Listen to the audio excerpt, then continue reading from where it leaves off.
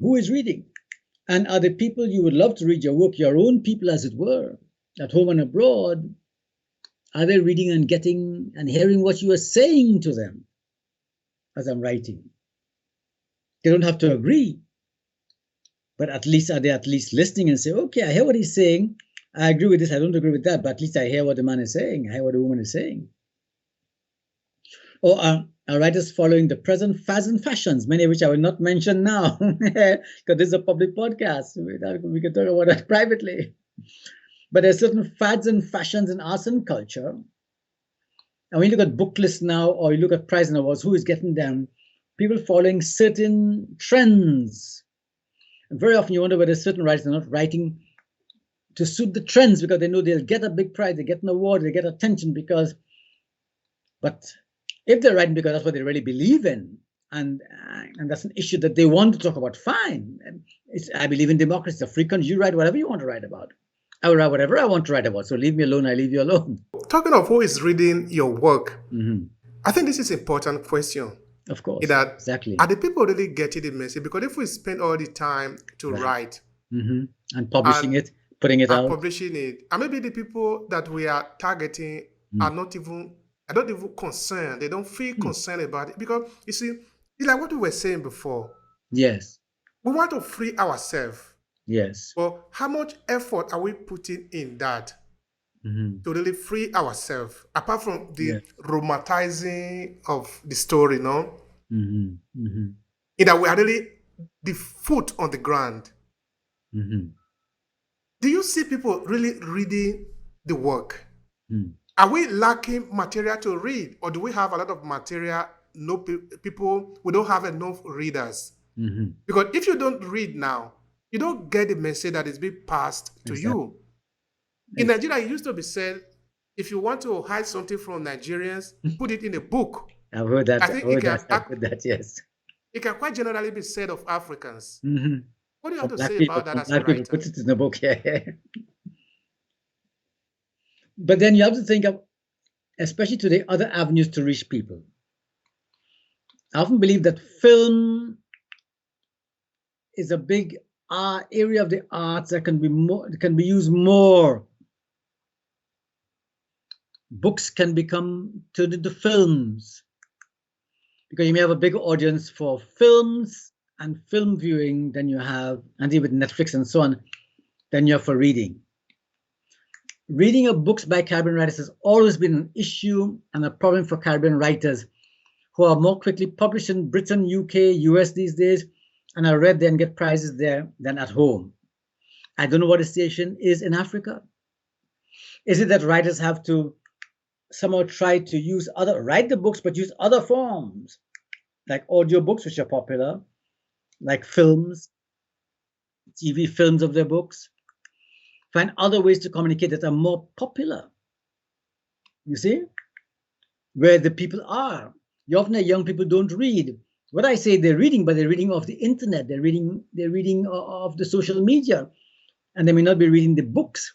Why don't you go to UK or US and you travel on the train and everybody has a book reading? All the white people have a book reading, you know? I don't know about Africa and the Caribbean, you won't see that very often. People look at you funny if you stand in the bank line reading a book, you know? You're reading too much book, man, you know? Maybe we have to find other ways of communicating our message.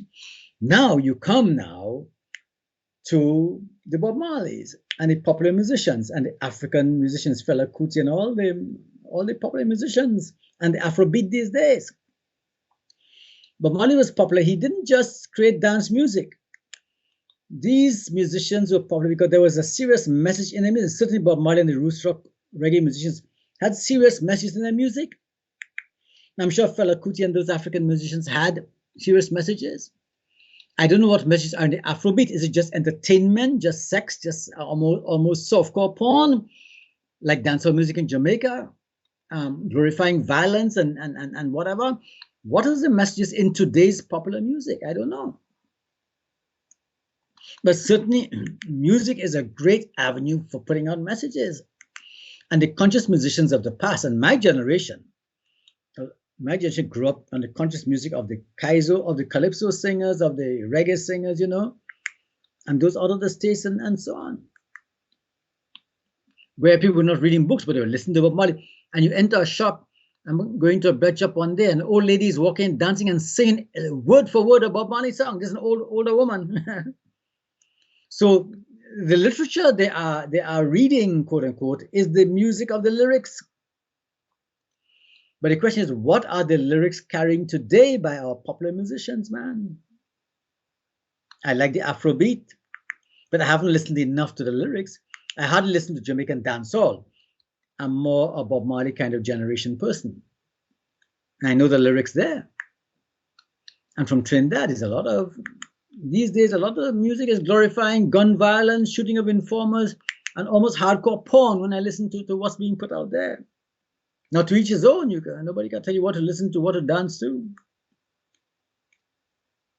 But what's that doing to helping to create a conscious generation? But Obey, it comes back, say even my generation, and I don't know how old you are, you probably are a younger generation than me. It's always, and if you go back to Marcus Garvey and so on, and maybe you go back to the Caribbean and slave plantations and revolts, it's always a minority of people who are serious about their revolt against the system of the day, which is oppressing people, corrupting people's minds. And a minority of writers, singers, dancers, actors, filmmakers, thinkers, whoever it might be, women and men, workers, who take it upon themselves as their personal philosophy and vocation to do the work no matter who goes with them. I almost use the word prophetic, to give a prophetic edge to what they're doing.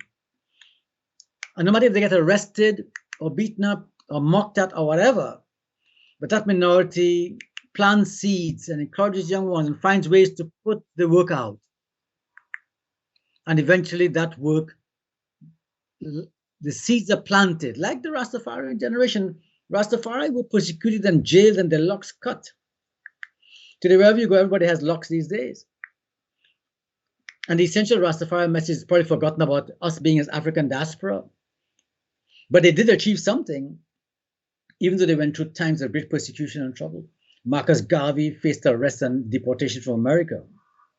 Martin Luther King Jr., Malcolm X.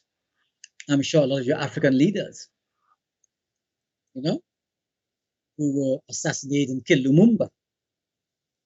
So it's a minority of people who have dedicated themselves to this task of bringing people to consciousness. And you not get a prize or awards today for your writing your books. You know who's reading your books? But some young woman or young man will pick up a book and say, wow. And years later, you don't know, you may have died and gone, but they become a voice that will lead a generation out of darkness into light. I think that's the hope. You see, I've been a teacher for many years. And you often say you teach a class and you don't know who's listening in the class.